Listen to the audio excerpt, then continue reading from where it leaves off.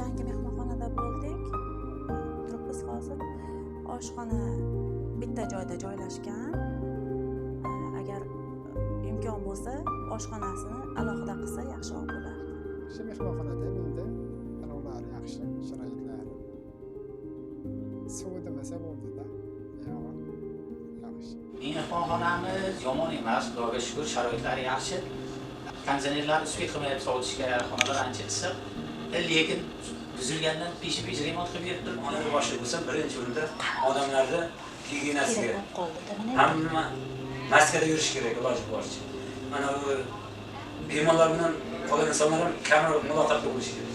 Chunki bemorda anasi kam bo'lar ekan, immuniteti kasal yuqishi, infeksiya yuqishi ko'proq bo'ladi. Keyin kelganda odamlar kelgan paytda xushmuomala, chiroyli turish kerak, kirish joyi. Birinchi tozalik bu, oldinlar toza bo'lish kerak.